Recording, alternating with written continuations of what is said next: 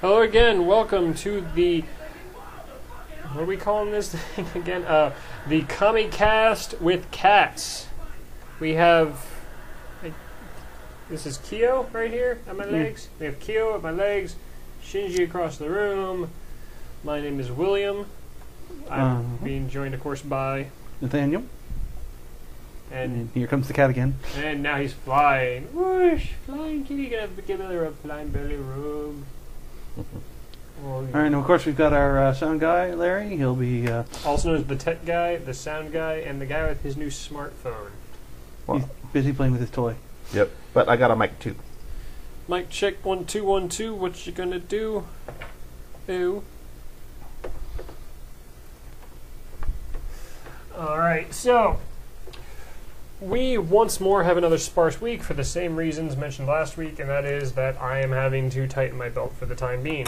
It was a particularly painful week for me to do that because, as a lifelong Spider-Man fan, I had to not buy Spider-Man. Let's see here. I got it written down right here. And yes, he's rooting through his pants, everyone, in case you're wondering if that really was what he's doing. Yes, he was. I had to avoid buying Amazing Spider-Man 644? I would have sworn it was higher. That might be wrong. Fail. Oh, shut up. I give you shit because I don't really care about the actual numbers. And then also FF number 5. At least I know that one's right. So, yeah. And because of that, this is going to be a shorter podcast, although I'm sure we'll still meander around our trains of thought several times. I have a train of thought. Wow, there are rails. I wonder if that'll last. Hello? Yeah, good point. Another Chinese earthquake is going to take care of that. All right, well, do we really have much else to talk about? I mean, do you have anything you want to mention? Anything in the news? I mean, the coolest thing I have to mention is that the Supreme Court has said that video games are... protected under free speech. Yeah, they're protected under the First Amendment, which is GeeKy hilarious. and STFU idiots who think that video games screw up people's lives. Hacha. Knuckle bump. Knuckle bump. All right. Well, I can't remember I read it, and I feel bad for quoting it without remembering the source. I know CNET had it. But no, Steam put it up for Christ's sake. The particular quote I was going to say is that someone I read on, I think it was an internet forum where I first read this, is that someone said, all right, so now you can't show anyone sucking it. So on video games, you still can't show anyone sucking a tit, but you can show one being cut off as long as the nipple is covered up. And it's like, you know what? In some ways, I'm okay with that, and I just don't really care. You know what? Honestly, I feel like I don't want it to be like with Britain either, where we're okay with all the sex we can manage, but we don't like the violence. I just kind of want both sex and violence. Come on, we're the best country in the world. We should get both. That was me hitting the table, showing my passion. All right, other than that, I mean, there's not much really to talk about. Unfortunately, I haven't been keeping up with comic news because I haven't had a computer. You guys want to look anything up real quick? I can just bullshit for like 2 minutes if you guys want to look something up. Well, you know, if let's go ahead and hit what we've got, and then we'll get lost along the way. We'll just we will. All right, then you know the drill. Pick one at random. Doody doody doo, and bam. All right. Yeah, this it's not a bad book, but it spends the entire book setting something up when they probably could have set it up in half the time. They could have done, they need 3 pages. I mean, for Christ's sake, for anyone who knows much about comics, it's Danger Girl and Army of Darkness. Both of these should require, for anyone who's if you're into the cheesecake scene, you know Danger Girl, and it's See, Danger I'm Girl. not. In fact, you're the one who turned me on to even the term cheesecake. I didn't even know. I just thought, girls are hot. Well, for those of you who don't know what cheesecake is, because I know there are a few people in the world who don't, it's the ones that are basically that exist solely for the fact that every woman involved has a minimum double D rack, and that's if they're on the small side, and the letters only get bigger from there. Wow. And it's all about showing off titties. It's TNA for the comic book world, and there are lots of them. A good example was that new Grimm's Fairy Tales. Yeah, those are really bad about it. Oh, they're great cheesecake. They're not bad. The covers are like, oh god.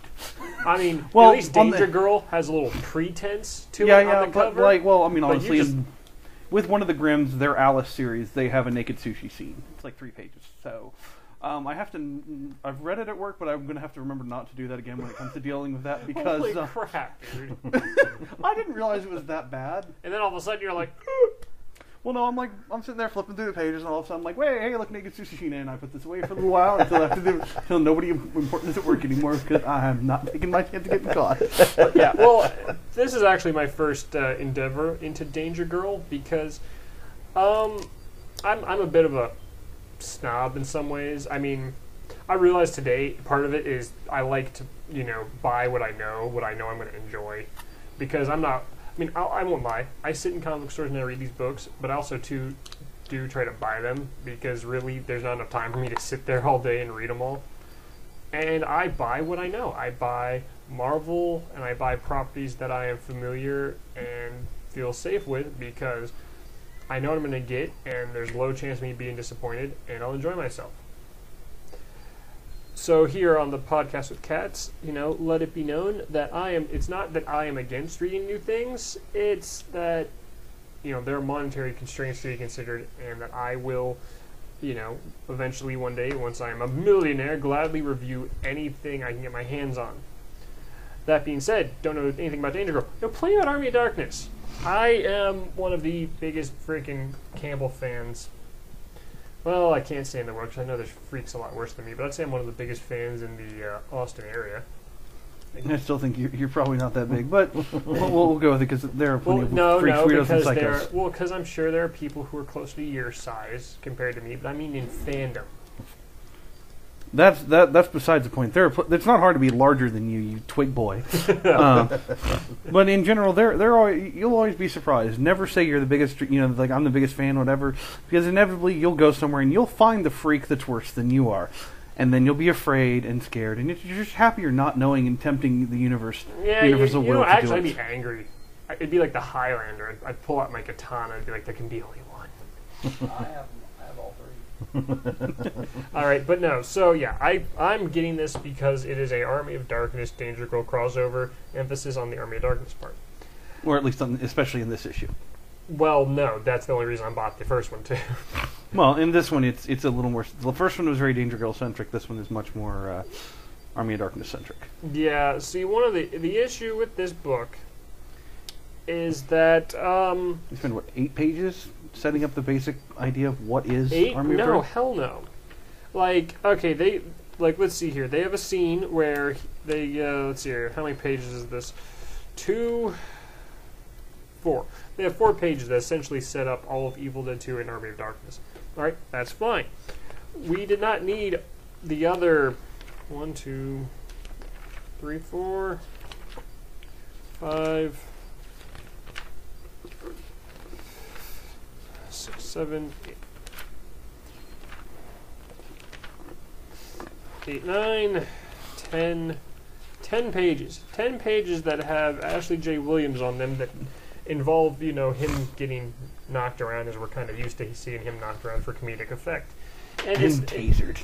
Yeah, it's not that I mind watching him get knocked around. It is kind of enjoyable. I mean, heck, it's part of why the movies are so great, watching him have to fight the little guys. But there's a point where, you expect a little more story and a little less giant, it starts to feel like a waste of time after about page 4. The only other issue is it's like you want them to get on with the story, and then they give you some boring exposition with some... with the original doctor who found it and some psychopath with a gun.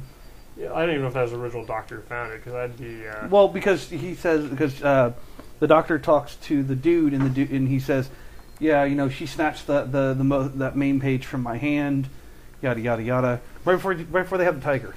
Yeah, but the thing is, the guy is so stereotypical is the other thing. He's like your stereotypical British guy, British archaeologist dude. Yeah, he has the pip hat and the he has the pip hat, pith helmet. Yeah, and the pipe and the glasses, and it's just like and the mustache. Yeah, the ridiculous little mustache. I mean, the problem is with this is it becomes it's old hack from the moment you read it, because it's Army of Darkness being Army of Darkness with some a little bit. I guess they use that sort of as exposition and story, and then the last few pages are Danger Girl being Danger Girl. Chick running around telling story while she's getting, less clothed to set up for the cliffhanger. This is all pretty cut and dry and standard for it, so it just feels like I'm a just kind of stereotype. sad because I know there's only going to be another 3 of these, and I want to get to the Big nifty fight scene. Yeah, the hot chainsaw on zombie action. Yeah, I mean, this one, it felt like there's a lot of potential lost because they wasted, a half dozen pages that they really didn't need to with stuff that was totally unimportant. So it kind of was a bit of a letdown. It's a pacing issue. Yeah. I understand that the last 2 books are supposed to be... and maybe that's it. Maybe we're just wanting them to get to the good parts first. But I feel like they could have made this a little bit more fun. I mean, it was great watching him get tasered. Yeah, like 6 cops tasering him was kind of impressive. I'm going to talk about before that. When he got tasered by the one cop... And he No, he didn't punch him. He just grabbed him, so he electrocuted the other guy through his metal hand as he was being tasered by that same person.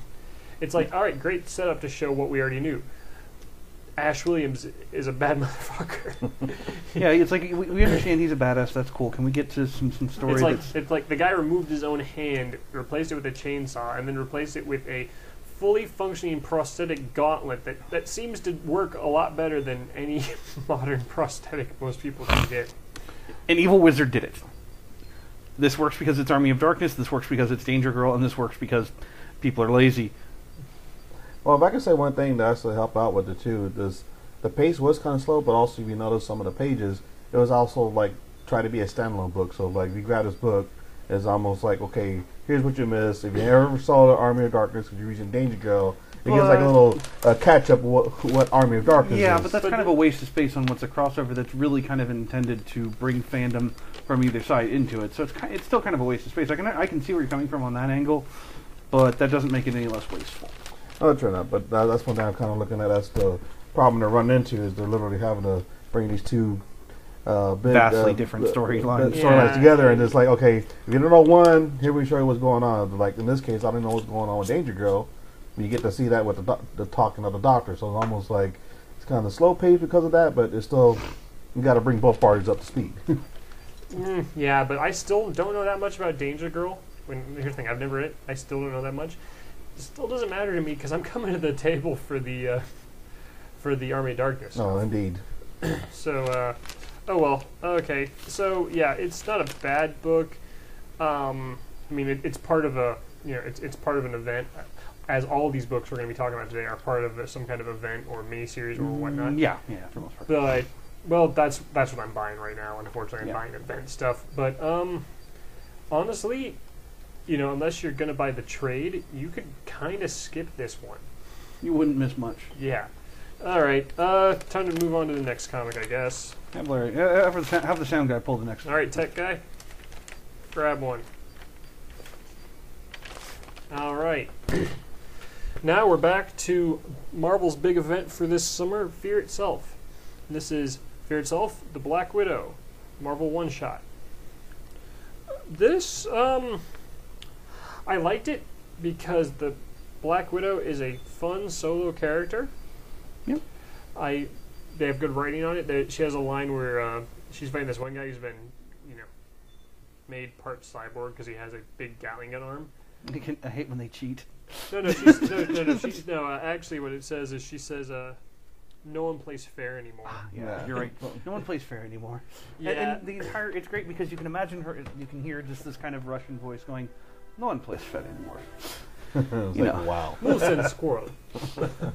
The thing about it is she's a great little character, and you're right. She is a solo character. She's not particularly useful in a lot of big group events, which is why I think they made a good decision to keep her as a solo into this and give us something because all this is theoretically while Iron Man is getting pummeled in during Paris. the Paris event. Someplace else in France, this is going on. Yes. Is that in France? Yeah, you're right. It is in France. Yeah. And yeah. They're in some chapel. That was all I remembered. I forgot that was in France. But well, I mean, you say she's a good solo character. She is, but she works real well with the Secret Avengers. In that book. You're right. With that but group, then again, essentially what they did in that book is they took several solo characters and made them into a team where they would work as a team. Yeah. Yeah, it takes some. she's easier as we can say she's easier as a solo character, but if the writer's good, he can put her into a group. Yes, she's been an Avenger. She's been a Secret Avenger. She's been with a lot of different men in the Marvel Universe. We could call that a team up, couldn't we? Well, most of their work was horizontal, so I don't know if you really call it a team up. Yeah. I guess part of it is up, but anyway. All digression and terrible jokes aside. Cha-cha. It just makes me think of that line from the, was it the third Austin Powers movie?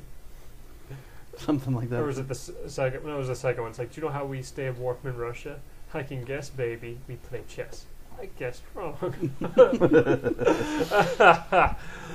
All right, but no. So, I mean, there's not much in the way of the meat and potatoes of this book. It's pretty clear cut. As bad things are happening in the world, some terrorists decide that they don't want to get. Essentially, they decide they don't want to get lost in the shuffle, so they have secured the codes for France's nukes, and they're gonna set them off. And then it's Black Widow, and there's lots of explosions and nice and nice murdery violence. So I really like this one. I mean, this is kind of the upshot of a lot of the one shots when when they can make it fit the character. Is the thing they don't have to frame the story because they do a little bit with kind of showing the otherworldly events, but they can get just right down to her shooting everything that all the bad guys and generally pummeling people. Yeah, with her wrist stingers, which are always fun because who doesn't love tiny little wrist rockets? Well, also gimmick weapons. Gimmick weapons always have some kind of charm to them. I mean, you've never heard someone go, web shooters again, or repulsor beam, or come on guys, give me something else. Batarang. Batarang. Wrong universe, but Hawkeye's arrows. Well, I'm just trying to name all the real good examples. I mean, Batarang is pretty much the biggest gimmick that comes out of DC. Or Captain America's shield. It's like, no, you don't hear people, bash on gimmicks because it's actually part of the character's identity. You don't see him use it enough, and you kind of go, why isn't he using his shield? He should be. That's his trick. Well, most time you don't know who's superhero show up, but you see the shield, you automatically know that is Captain America. You see a hammer thrown, you know that's Thor. So it's like they got recognition. You see webbing. That's Spider-Man. Yeah, it's until it turns out to be Venom. Oh, yeah. Well, that's a good one. Well, you've only got a handful of those, and that's kind of like it's a which means it's a Spider-Verse character 9 times out of 10 Spider-Man, because most of the symbiotes don't shoot web, from what I remember. Venom does. Yeah, Venom's the exception. Because Venom is a ripoff. Don't stop shushing the cat. I want people to know there's a cat involved here. Yes, but there's a point where he's annoying and noisy. Oh, come over here, Shinji. He won't be noisy if you're paying attention to him, but I'm trying to reach him, but he's little bastard walks close enough for me to touch his nose and then walks away and then licks his butt and then walks further away growling. That's the cat for you. Yeah, it is. All right, let's just try to ignore the cat. All right, so in this book, I mean, she goes in there, she kills a lot of people. Yeah, but they're bad people. So I just like how she's completely cold and nonchalant the entire time. She's sitting here going, "This is what the U.S. government needs. Someone like me. Somebody will sit here coldly, and the entire time she's busting into the joint. Precisely, just break into it. None of this complication that they put in anything else." And Well, she even mentioned that right here in her monologue. She says, "I've learned to play the role of my namesake very well." And then you see her doing stuff, and she says, she's thinking cold, efficient, ruthless, and that's when she kills 2 dudes, kills them dead, right in the throat, drops them before they can twitch, gurgle, or anything else. And with a silenced weapon, so she's deadly. Well, it's a very low caliber silenced weapon, relatively close range, so that it makes no noise. Basically, all anyone would hear is a whistle and a gurgle, and the guys are gone. The only way you could be any quieter is if you were freaking Wolverine and you had you had metal claws that popped out. Shink. Although honestly, Shink might be a louder noise. And then those guns made. But yeah, so I mean, we've already talked about what the plot is. She, she finds out they're gonna. Well, they kind of implied they capture her and shoot her, but they don't really go into the details. On it. Well, no, they do. She had a life model decoy, and that's what they killed, because any human-ish character who runs with shield long enough gets LMDs. I mean, you know what? I would. She's also her whole power is she's basically immortal anyway, because they have the endless life serum. That's what they go over in the first Black Widow thing with her and whatever his name is, her male handler, is that they were injected with this serum that basically makes them live forever. They can live through bloody near anything. No, they just won't age. She can die. She can bleed just as well as you and I. I think she's talking about Nick Fury's, I think it was... Infinity Formula. Infinity Formula, yeah. I don't know, because I'm not going to speak on this, because I don't know enough about Black Widow. And I have a feeling Nathaniel might be barking up a very wrong tree here. But the thing is, there's been so many chemicals and drugs, and I mean, the Marvel Universe, I mean, Jesus, the amount of chemicals going through that place, it's like, whoa. Could have sworn she was like, Yeah, I just read the let's origin book for a second here, tech guy, while Nathaniel looks this up. So, I mean, do you have any unique thoughts about this? About the comic book? Yeah, I kind of liked it. It pretty much goes back almost to, I want to say, the roots of what Black Widow was. She was a spy. She was literally a spy, just effective, get the job done, get out, get in, get out. Shield type person, yeah. Now, I'm kind of curious about this one character in here. I mean, I'm sure he has history, but the thing is that he's also seems like he's someone who probably was, very quickly became irrelevant, and that is her, this character they're calling Peregrine, who almost seems like he's a French version of Falcon. I think that's right. Well, I think in this case, since it is the event is happening in France, pretty much like I said, you have superheroes in different universes. I can actually remember Nathaniel's tag. I remember Nathaniel's tag last episode was the Asian verse, the Easterverse. So you got the French verse. Well, then we have the Dirty Canuck verse, which nobody cares about. Seriously. Well, yeah, she's biotechnically and psychologically engineered, so they basically mess with their DNA, and of course they don't know anything specific. Screw the no, they do. It's just there are too many. You want one quick answer. Yeah. There's not. You want. Well, the problem is they've redone her freaking backstory 3 times. So. Well, yeah. There's the original '70s, there's one in the mid '90s, and then there's the latest redo. Yeah, that's why it's easier just to say she's a spy and she's damn good at it. Yeah. Because you boil it down to brass tacks. Because obviously, if she's sending in an LMD, she has enhanced healing, resistant to aging and disease. Yeah, but her advanced healing is probably like Spider-Man's advanced healing, where bullets hurt and I'll heal from the wound in a week, as opposed to a normal human being who would heal from the wound in like 2 months. Yeah. Because they want their favorite star to be in a comic book. Well, I mean, as opposed to Logan, who heals from that same gunshot wound. No, she's been nanite injected. She's basically. They used her because they had the whole, and I knew this. Remember the Ice Pick Protocol, which is her. They do is her startup story. Basically, anyone who had been in contact with her could go crazy because the nanites that her body produces, which is part of how her improved healing and everything works. So I mean, they're not real clear as exactly what the nanites do, and I think they do that on purpose with just about everything to make her mysterious. Also they make it vague enough that anyone can write anything. Yeah, so I mean, it's like they've got things like, well, she has these little, she's got like this little widow's kiss. Some of it's techno stuff, but a lot of it they just kind of like, well, she can do it and it's cool. Like I said, I still rather just boil it down to brass tacks. Yeah, she has a minor healing factor. That much I know for sure. So all right, see, but minor is not enough to take a bullet to the head. Probably not. So if the life copy thing works, and I think they life model decoy LMD. Yeah. Well, like I was saying before, because she was a SHIELD agent, a friend of Nick Fury, and she was Iron Man's bedfellow for a while too. And Matt Murdock's and a lot of other people. She has lots of bedfellows. Some of these Marvel girls really get around. Well, it's almost like they got not really a healing factor, but they're resilient to heal fast. And that's healing factors like you think. Well, it's a little bit of both because she's got nanites and she's got But anyway, a healing factor. So you know, it's no surprise she'd have an LMD because I'm pretty sure at some point Nick Fury was giving those out as Christmas presents. Yeah. You know, but anyway, it's a good standalone book. It's not necessarily required for what's going on in Fear itself.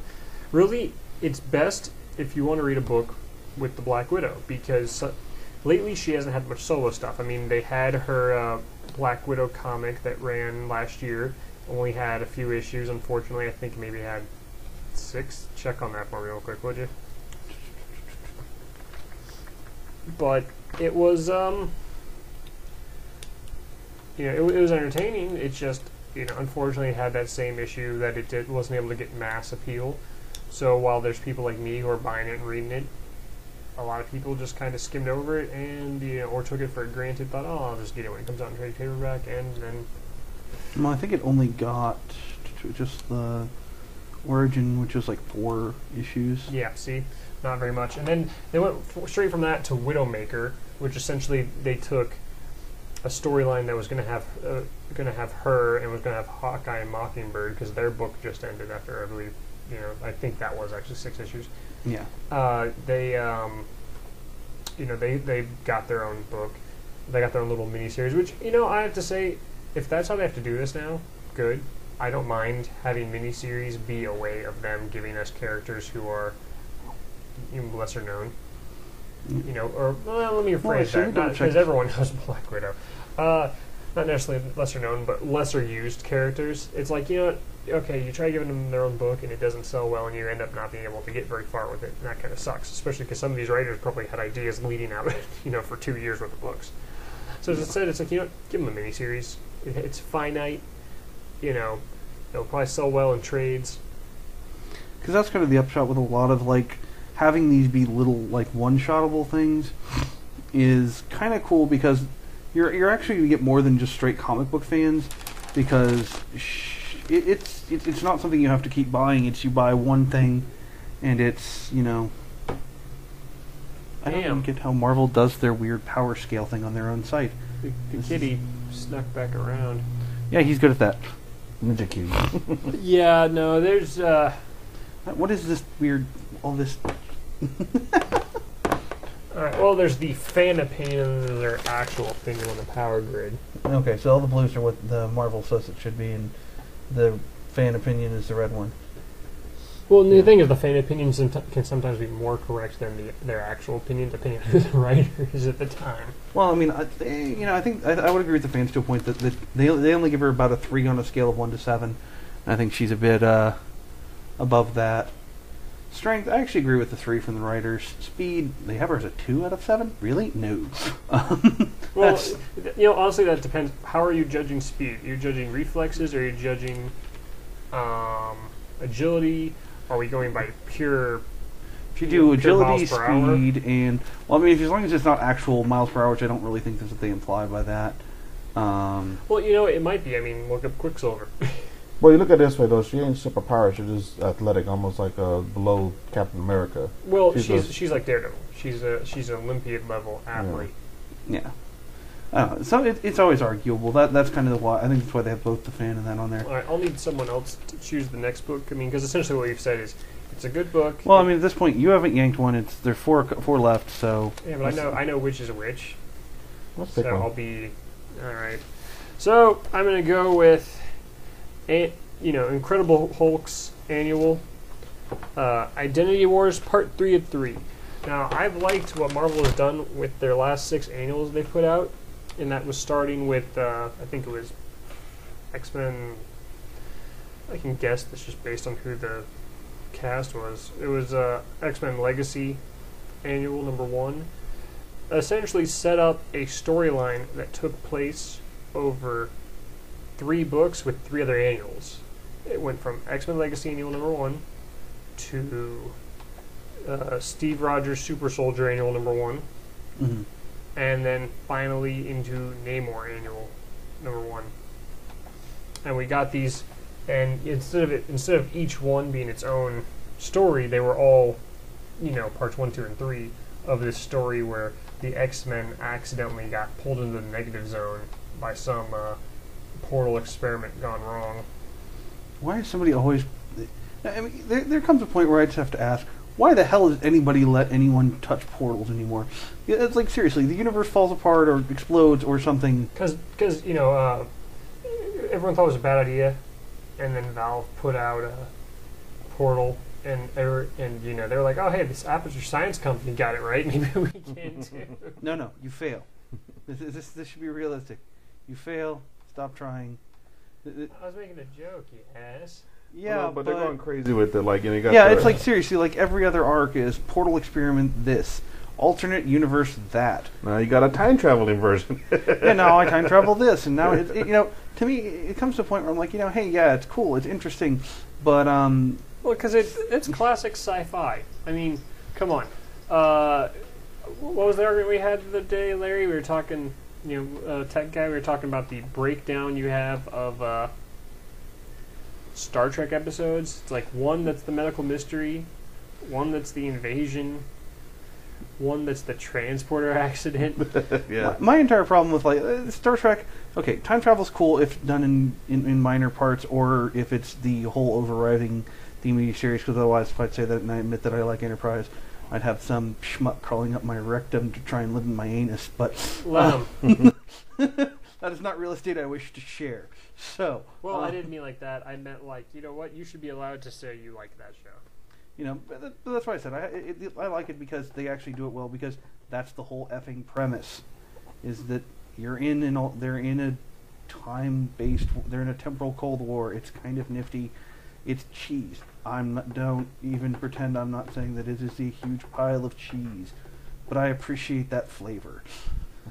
But with Marvel, it's like Marvel. It's like there's it really gets annoying because it's always the same. It's like with the whole thing with Enterprise is it's a stated amount of a fine cheese over a certain period of time.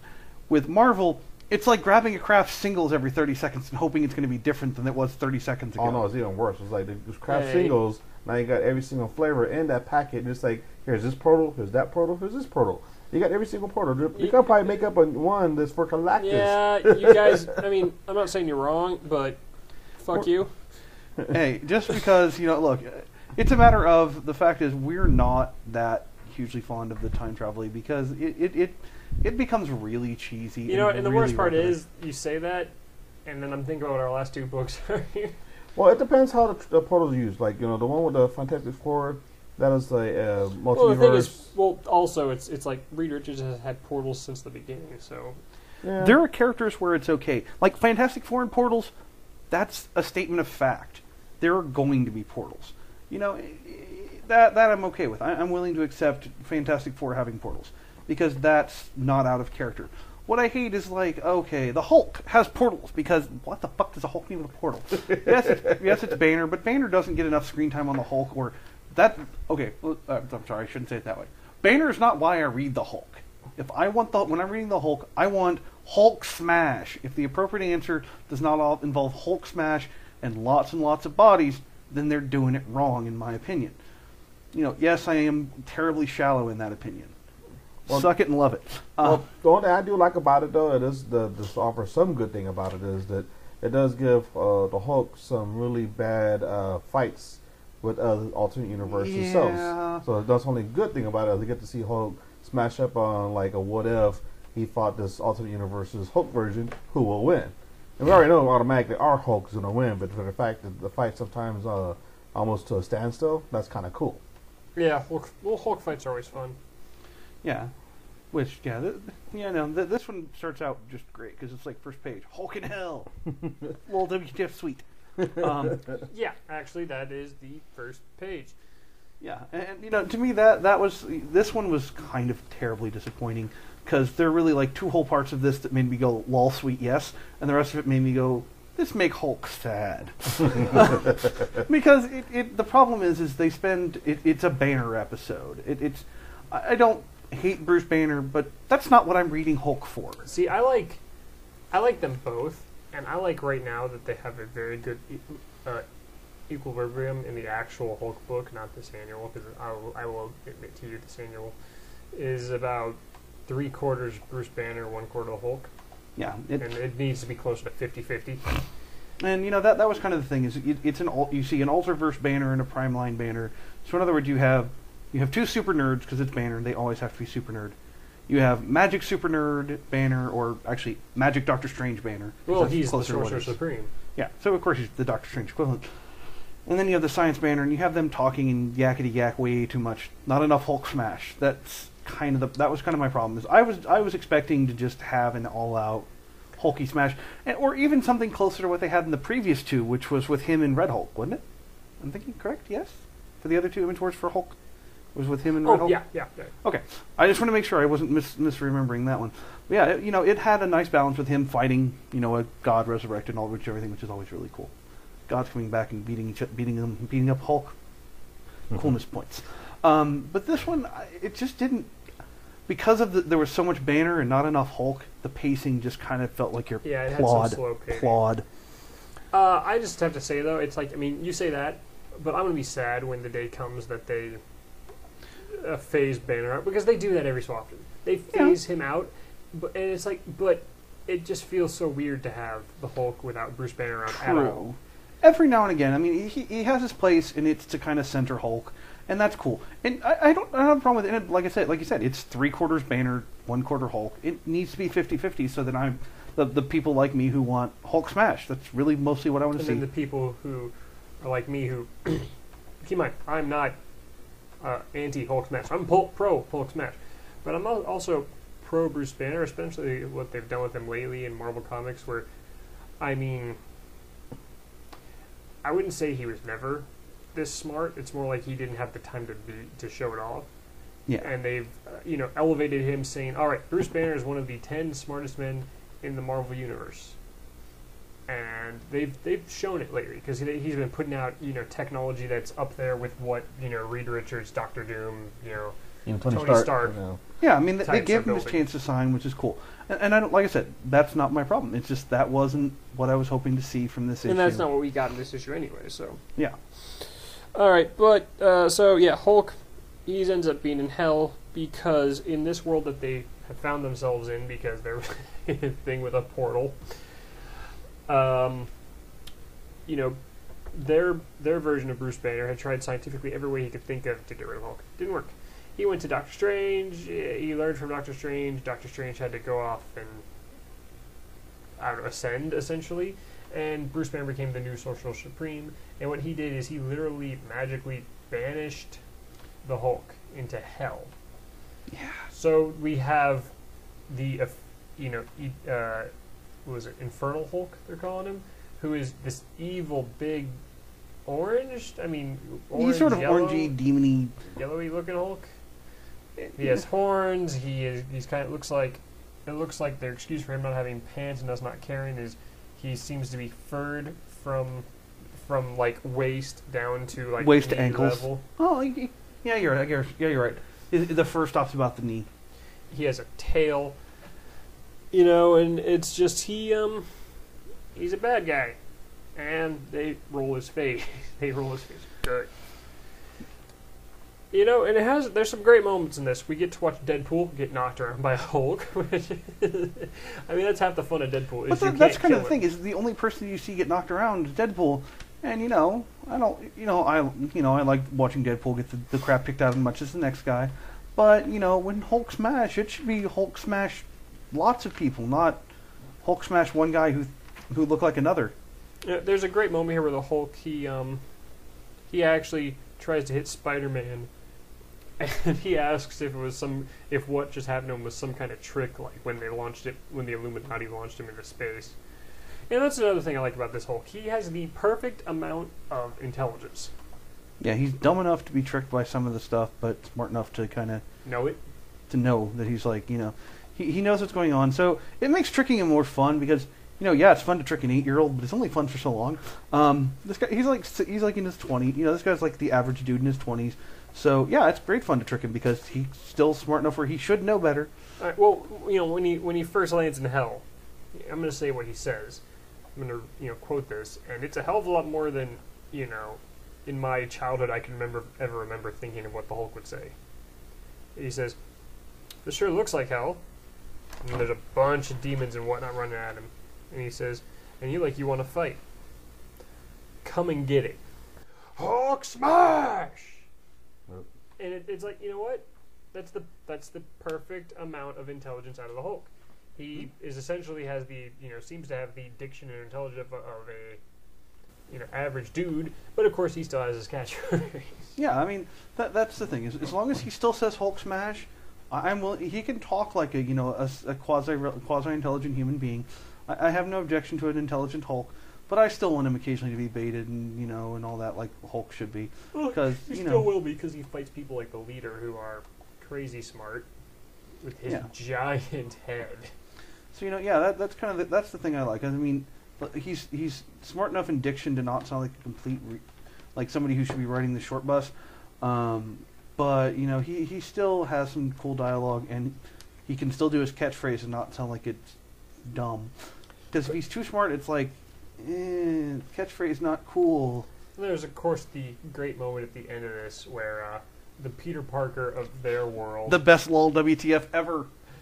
Ghost Spider. Yeah, he's now the spirit of vengeance after his soul was in hell. So you've got him all white, this creepy little spider thing on his chest, and a flaming blue head. Yeah, flaming blue skull head, and it's like. And the thing about it is to me the whole thing was kind of a skid mark in Marvel's pants except for the whole thing of Hulk in hell and. A demon Ghost Hulk. Spider. No, the Demon Hulk wasn't even interesting. Yeah, that was like, okay, that's fine. That's actually horribly uninteresting. We've seen a Devil Hulk before. Yeah, been there, done that. Let's go with a new flavor of the month. But you've seen there were a couple of crossovers with Spider-Man and Ghost Rider, and it's kind of cool. But to have him with a giant white grinning skull and the blue fire around his head. Yeah, he's kind of grinning, isn't he? Yeah, he's got this big, even though there are no lips, it still feels like he's grinning. It doesn't have to actually be there, but you feel it. You're like, he's not grinning, but I can feel the grin. Yeah, but when I happened to see that, I was like literally facepalm, like, oh my god, that's funny. Well, you know what? It's an alternate universe. We probably will never see it again, so it's allowed to be hilariously wrong. Well, no, the thing about it is it could work. It's a bit of a stretch for Spidey, but it could work. Well, especially because he's very, great power comes great responsibility. I mean, sometimes at his worst, when some writers push a little bit too far, he almost has a martyrdom complex. Yeah. So honestly, the character, not Spider-Man, but more Peter Parker, just his personality, in some ways, when the writer really pushes that martyrdom down on us, which I hate, because I like it when he enjoys the fact that he's Spider-Man sometimes, because you know what? When he's whiny enough, you don't need the whiny QQ, I want to slip my wrist, emo pain in my... that is another thing that was something that kind of mood ruined for me, is you have the whole Hulk drop into hell on the same page. You've got the whiny QQ, because it's this, Spider-Man. Him. Well, that's not Spider-Man. That's the Peter Parker, Amazing Spider from this universe who was. It's still a spider derivative. It's still. Yeah, but he was a bad guy. He was, but he should. I hate the whole whiny QQ. I deserve this crap. I don't care how much they actually deserve it. They should be kicking and screaming and denying at every moment that they don't deserve anything but the best the universe has to offer for them. This is how if you're a villain, revel in it. If you're a good guy, know you're good. That's fine. Don't do this whole whiny QQ last minute bed switchy thingy. No. You lose so much cred in my book on that. If you're an evildoer, enjoy the evil. Evil is fun. Evil is cool. I'm more than willing to get behind you on the whole evil thing. If you're a good guy, great. Pick one. All right. This whole flippy floppy whiny. Okay, so I'll stop digressing. Yeah, shut the hell up. There we go. The whole thing about this book is it's a conclusion to the three-parter. And the first two parts were cool. It's not the best part, but it does wrap it up. So if you're a completionist, you might want to get it. Otherwise, don't waste your time. No, I can't say that. But you may. In my opinion. Or just get the trade paperback from Marvel. Yeah, wait for the. Yeah, you can get because they'll have some of the better Hulk smash in there, so you can ignore this. And then just the book that kind of made me laugh when I just saw the cover. because it's a character that I don't get to read very often, because honestly, he doesn't get a lot of screen time, unfortunately. That is Captain Britain. The UK's answer to our Star Spangled Avenger, their Union Jack Avenger. With, he's fueled by tea and crumpets, and he'll beat your ass. He'll beat your ass like he's a freaking soccer hooligan. And I'm willing to give him. And if Man U loses, oh, you better not do any bad on the day Man U loses, because he will be furious. Yeah, Captain Britain's actually not a bad character. This book's not bad. Of the choices here, this is probably the one I had the least complaints about. I'm going to phrase a new term here. This is my double read of what we went over.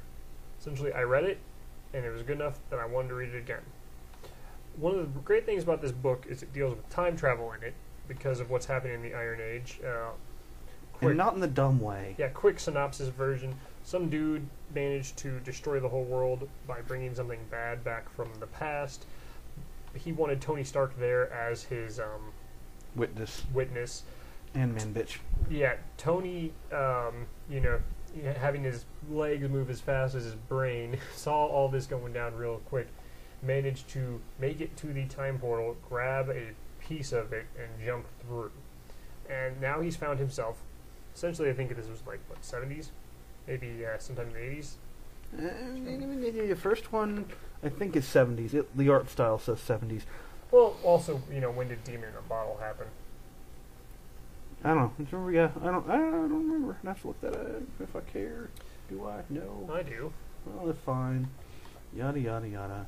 All right. But so, Tony Stark from now, the present, has found himself face to face with Tony Stark, the drunkard of the past. I would say in the 70s, late 70s, 1979. All right, thank you. See, so yeah, and we were able to just guess that based on the art style and based on actually just the way the room looked. Also the armor too. Yeah, he does have a very classic 70s armor look to it. So yeah, this is pre-Silver Centurion armor, but that, of course, that is his first armor after he picks himself up out of the gutter. Well, sooner or later you gotta start. You drink all the booze at the bottom of the gutter, and you gotta find something new to do. Hey, that part of his story is actually pretty interesting. But so yeah, he's stupid. I clicked on something in my email, and it loaded stupid Facebook games. Yes, we all play them. Go away. Well, I don't have a Facebook. Well, who cares? Then you're not normal. But yeah, so so Tony Stark has found himself face to face with a drunk version of himself, and he tries to get his old self to help him, and of course he's too damn drunk. He just assumes himself as another hallucination. Mm-hmm. Brought on by all the booze. Oh my God, the booze! Seriously, you see enough bottles in these frames that it's just like. See a bottle, a handful of broken glass, quite a few glasses. Bottles that are tipped over, ice on the floor. Yeah, he's been having a bender, a raging bender. But that's what we expect. It's part of the fervent alcoholism is part of why we love Tony. Well, yeah, honestly, that is. I'm sorry. I'm one of these people that superheroes need to not always be super. I like the fact that Tony Stark is a, womanizing man whore. Oh, I like the fact that he's grown up. I mean, because even right here, drunk, drunk younger Tony asks him, how about one for the road? His thought bubble, for modern Tony says yes, but he says no, and he leaves. And it's just like, what? That was enjoyable. Because it's like, that should be what's going through the head of someone who's a former alcoholic like Tony Stark. There's a part of him that's going, do it. Drink that booze. And he's just like, can't. No. Bad. Naughty booze. Go away. Can't fly the armor drunk again. Because, yes, he has piled the armor drunk, and that's part of the reason why he stopped being Iron Man and James Rhodes had to take over for a while, because he realized, this is worse than playing with a gun while you're drunk. There are like 9 guns on the thing, so of course. Well, that's the War Machine armor, and that's probably... No. The last one, where he whips it out and beats him with it. That is totally, totally... Oh, for Carnage? Yeah. I'm like, no, let's get this right. He totally I has... meant like, this armor at this time. Oh, yeah, no, but he He totally said it has was armor where he can whip it out and beat the crap out of him with lots and lots of guns. But yeah, so essentially Stark has to take his old school armor from himself, because right now he's actually suffering from a problem that his new fancy-dancy modern armor was disabled by his enemy, the same one who had, time travel technology and doomsday capability. So that's our explanation for why his super armor has been disabled. And so now he's lugging around an extra 30 pounds of foreign weight inside his body, with it not assisting him carrying it around like normal. So he's pretty weakened by by that. Plus, you gotta realize he's had all of what, like 10 minutes, maybe 20, depending on how long it took him to walk from where he fell out of the time portal into an alley to to where he was. Well, I think in defense back then, he was younger, so he was able to manipulate the armor more. Versus now, he was mostly thought process. So he's just it's kind of awkward. Like the other thing about the old armors is that it was a lot less complex. Yeah, you're looking like almost like the best of a good analogy is like jumping in from an automatic car to a standard. And he's like, "Well, I gotta learn standard again. Oh my goodness." Where's my ship pedals? And pedal at the same time. You have to pedal the mother. No, he's like looking at the steer. Where's my ship pedals? There's supposed to be like 2 switches here. I gotta actually use my hands to shift the gears. Oh my goodness! This is primitive. Oh, it is. He even says it. but it's better than nothing. Well, he says it's archaic, but it'll at least provide him with mobility that he is now lacking. Yeah. And he goes to see his friends at the Avengers. And it just ends up being a bad move, because the armor he has stinks of booze, because he just took it from Boozatron over there. And he takes off the helmet, which causes the armor... Actually, no, he starts to take off the armor to show them his arc reactor in his chest, because, old Tony, young Tony didn't have that. But it makes the armor power down. He forgets how heavy it was, and it makes him stumble around. And it's just like a comedy of errors. Everything that could happen to make him seem like he's intoxicated is happening. And you know what? He realizes, they're not going to believe me. I'm telling them this story. They think I'm drunk. I smell like I'm drunk. They're going to want to take me somewhere to get help.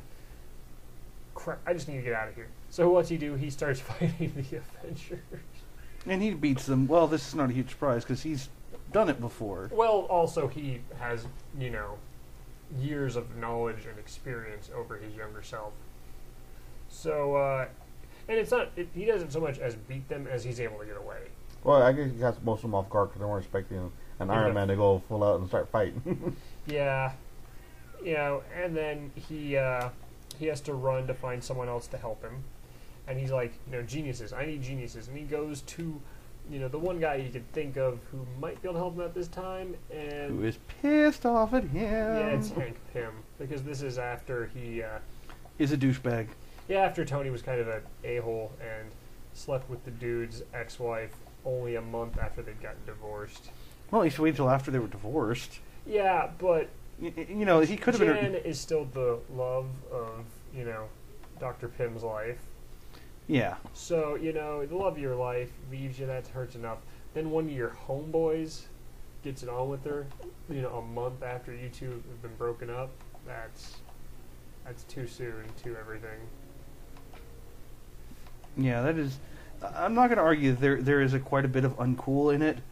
But, to a point, it's like, you've got to expect he is who he is, and there's a lot of douchebaggery going on. Well, he's able to convince Pym that, he is from the future by mentioning something that he only just thought of. Like 2 hours before kind of thing. It's one of those literally we can tell he's like, I just kind of half thought of that 2 hours ago kind of. How do you know about it? Oh, because you've already done it by then. Yeah, you've done it. You've got it right. It works. He's like... And it's funny because I don't remember all of them being this savvy about what you can, the whole temporal paradox thing. They just seem to, it kind of comes up where, yeah, I can't tell you too much because it'll screw up the timeline. And their response is, oh, okay, cool. Plus, it's Tony Stark talking. The smart man in the room is speaking, so you better listen. Well, even Pym. Well, Pym is kind of excessive, but I can believe that Pym actually understands the whole concept. The rest of them just, well, the others do kind of look like sheep caught in headlights, or no, not sheep, deer, whichever. Dumb animal caught in headlight. There you go. Well, but still, and they go fight Ultron, and Tony uses his future knowledge to see to it that this Ultron eats melt sandwich. Dude just melts. It's awesome. Well, you have, what is it, Miss Marvel, or no, what's her name? Is that her? Yeah, Miss Marvel. No, that's Captain Marvel. It's one of the Captain Marvels. It was the female one. Yeah, the female Captain Marvel and Ant-Man go through and play the Rafflepone button on him. And literally, because he's a robot, and unfortunately that's his Achilles heel. If you can shrink down and get inside of him, that button's in. But no, so... And it turns out the whole thing about Ultron is he had a piece of this time machine that, Tony Stark has to, scavenger hunt the pieces of. And you know what? Scavenger hunts, they're a funny thing. Sometimes they're annoying to watch. Sometimes they're the Infinity Gauntlet's fun to watch. But this one is too. But, I think it's because they're writing it properly. And it turns out each piece of this thing, of course, as he gets each piece of this time machine, it's going to move him closer to another piece of it. Yeah, well, they actually give an excuse for that because they said the system trying to find equilibrium thing, which is reasonable. All right, seriously, let go. Plus, cat overly involved. Cat overly involved. Plus, they mentioned that the thing is partially done with magic because Doctor Doom made it. Yeah, and Doctor Doom is the excuse in Marvel for it's magic. Mm-hmm. Well, when you need science and magic, you say Doctor Doom was involved. There you go. Freaking super genius that he is. I'm not claiming he's super genius. There's just a point where pick a bag. You only get one bag of tricks. It starts getting annoying after a certain point when you start pulling from all of them. Sorry, he gave you the finger and said, "My bag. My bag has all the other bags inside. It's the Doom bag." But yeah, so he, so now have the giant pile of poo to the head. So now we have Iron Man, and he moves from the 70s, I think, sometime into what would you say this is? Just based on the art style, I'd say they're saying it's supposed to be the 80s. Well, it seems like whenever the British equivalent of the Newton Reg Act is. Yeah. Because that's what it looks like. That's what it is, essentially. Yeah. Okay. Cool. I remember what time that was. But the thing is, the nice thing about this is it's almost like it's two comic books, and the thing is, it's not a large comic in the way that it feels like two, but the way that you go from one story to the other, it makes it feel like it's two different books that they just put together. Yeah, in a very nice way. To a point, I don't like when they switch art styles mid-comic sometimes. I understand why it's done here, and it does kind of help differentiate, but still, to me, the switching mid-frame, mid-comic can be a little distracting to the reader, and I didn't find it distracting. I just found it a good plot. I just found it a good literary device, as in, all right, everything looks all 70s now, and then we change it, and we go to a different time period, we have a different art style. What I liked about it, though, is like the way they actually made the armor from the 70s with the new art style, and like, oh, that is neat.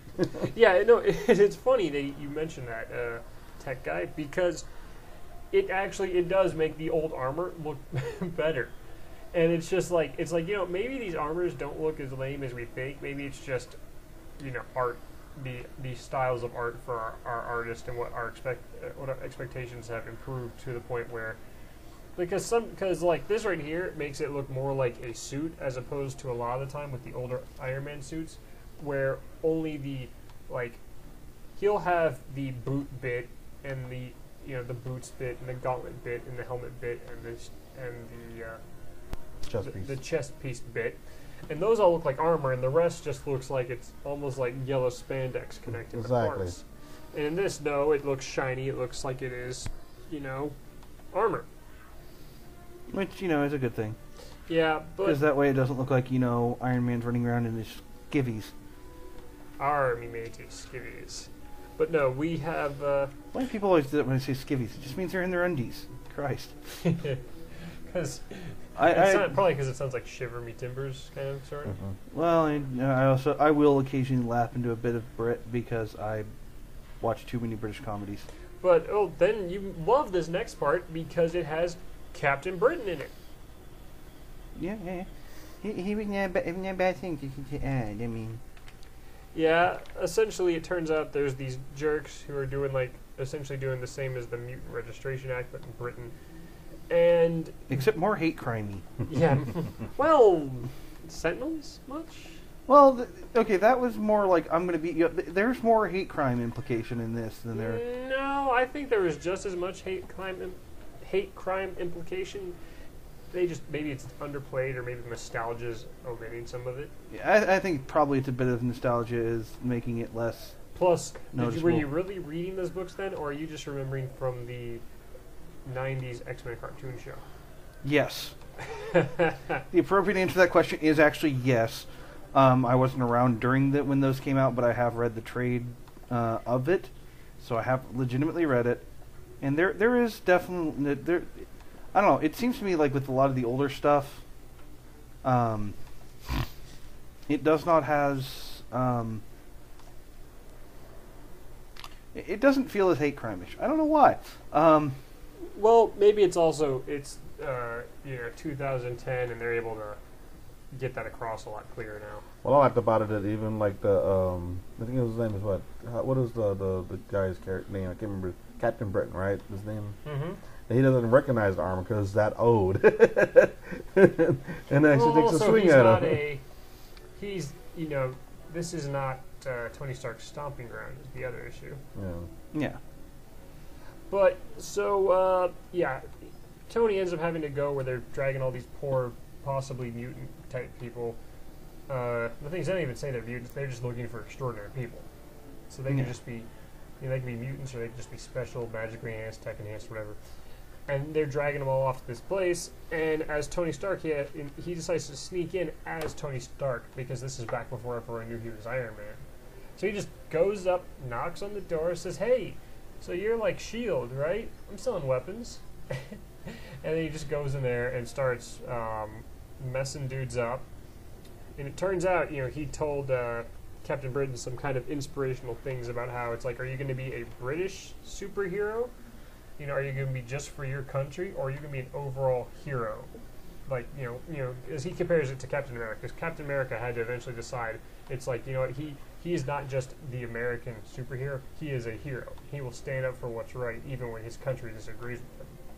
Which is, I wouldn't say it's frequent, but it happens.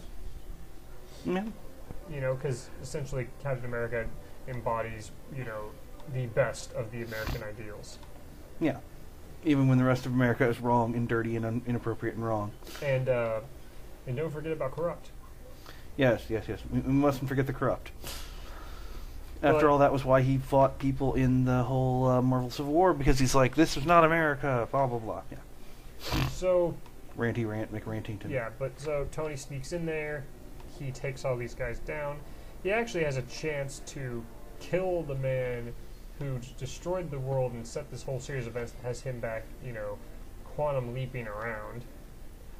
But he decides, he can't condemn this man for what he, one day might become, which is actually something that Captain Britain said to him earlier. So he stops and he armors up, and then he tells the guy who's still passed out at the time. Yeah. That he'll see him again, and he's going to stop him, and it's a promise. Because when a man in a metal suit tells you it's a promise, you best believe it's a promise. But so he's trying to fight his way out of here. He's hopelessly outgunned, because these guys might not be in the most advanced armor, the people he's fighting, but it's more advanced than his is at the time.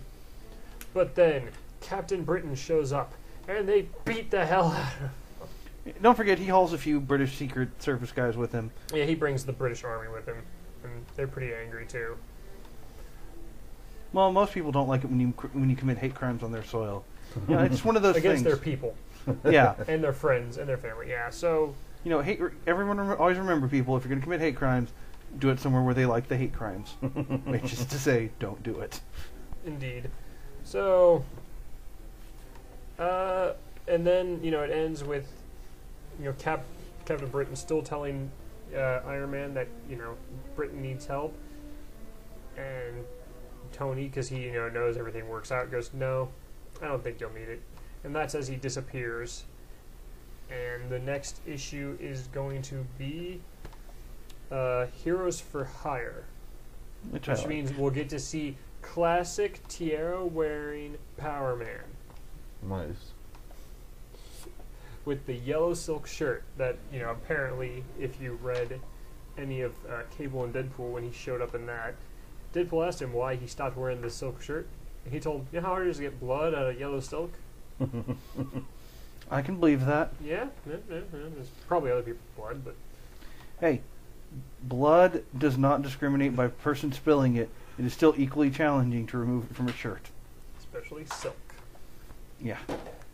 And that's all we have for this week. 4 books, although somehow we still managed to make a cast as long as we did. We really need to learn how to work What this down. do you mean, this whole staying on topic mystery that everyone keeps talking about? Yeah, or we need to stop giving so much time to each comic, because next week we're going to have even more, and then we're going to eventually have my Mondo comic drop. Well, with that, we'll end up we can do it in small groups. And we'll do the Drive Safe edition where we talk about 3 books over a 10-minute period, bam, bam, bam. And that way people can have a half hour of us to listen to. Mm-hmm. But it's not too bad. It was giving a little bit more detail than normal, but it's a good startup before we start getting more comics in. Yeah, well, this is the 2nd/3rd week, so we're still trying to find our feet. I have a feeling we'll be weird at this until week 10. All right, well, thank you for listening to the ComiCast with Cats. I don't know if you heard them, but trust me, they were here. So one of these days we'll bring a webcam and record some of them for you, but that'll be for another day. Also, any question, comments, make them at geekout.com. All right, toodles. Deuces.